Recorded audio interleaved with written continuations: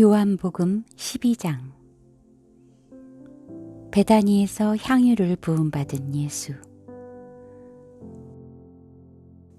6월절이 시작되기 6일 전에 예수께서 베다니에 도착하셨습니다. 그곳은 예수께서 죽은 사람 가운데서 다시 살리신 나사로가 사는 곳이었습니다. 그곳에서 예수를 위해 잔치를 베풀었습니다.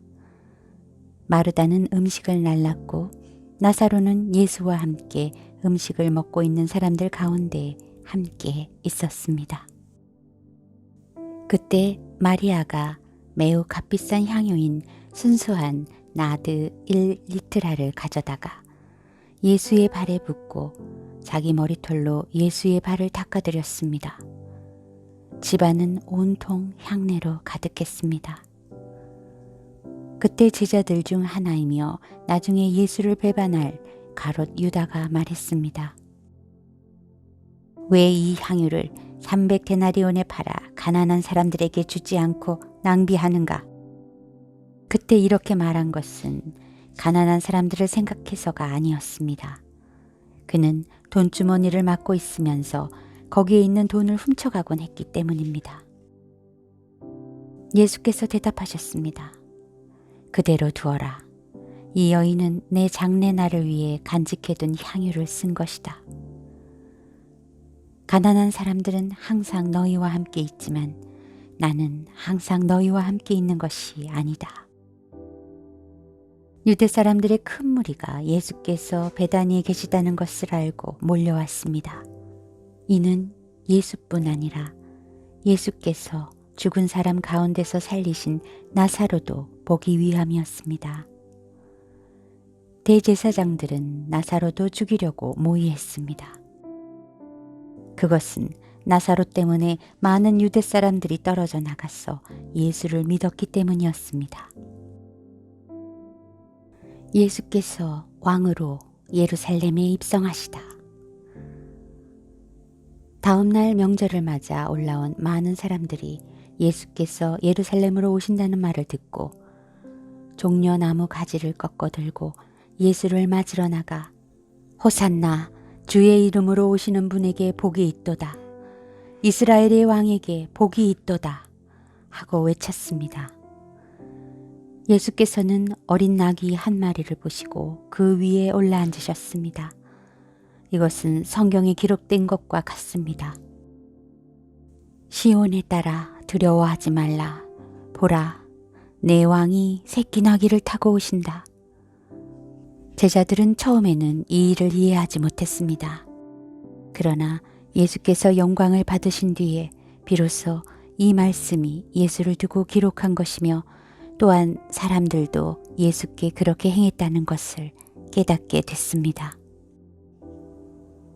또 예수께서 나사로를 무덤에서 불러내 죽은 사람 가운데서 살리셨을 때 함께 있던 사람들이 그 일을 증언했습니다. 이처럼 무리가 예수를 맞으러 나온 까닭은 예수께서 이런 표적을 행하셨다는 말을 들었기 때문이었습니다. 그러자 바리새파 사람들이 서로 말했습니다. 보시오, 온 세상이 예수를 따르고 있으니 이제 할 수 있는 것이 없지 않소?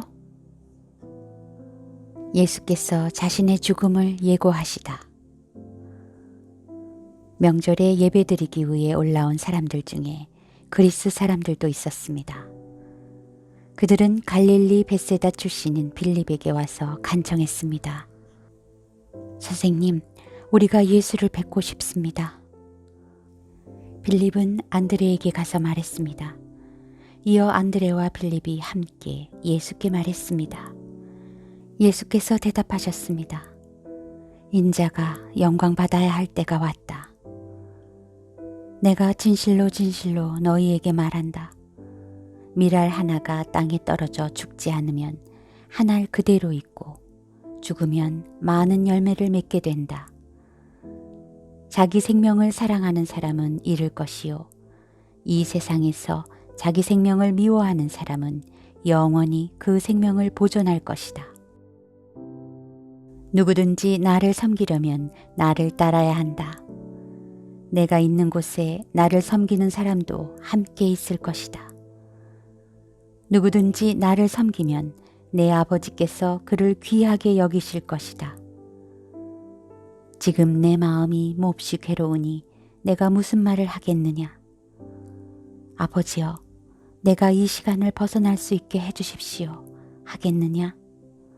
아니다. 나는 바로 이 일 때문에 이때 왔다.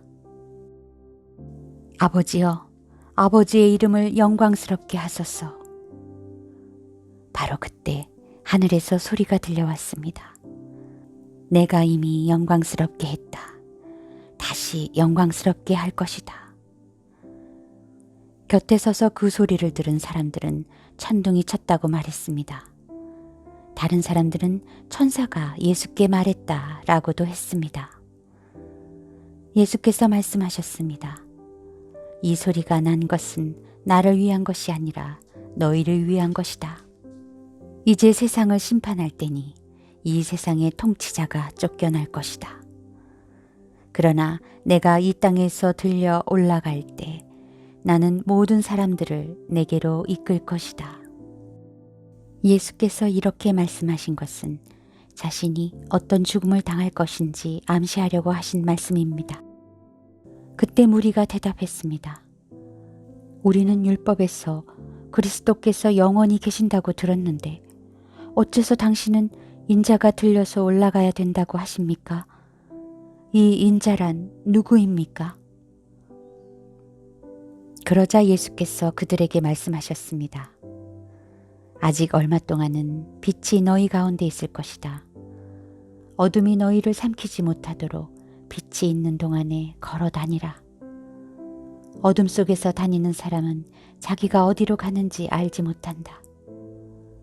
너희에게 빛이 있는 동안에 너희는 그 빛을 믿으라. 그러면 너희가 빛의 아들들이 될 것이다. 이 말씀을 하신 후 예수께서는 그들을 떠나서 몸을 숨기셨습니다.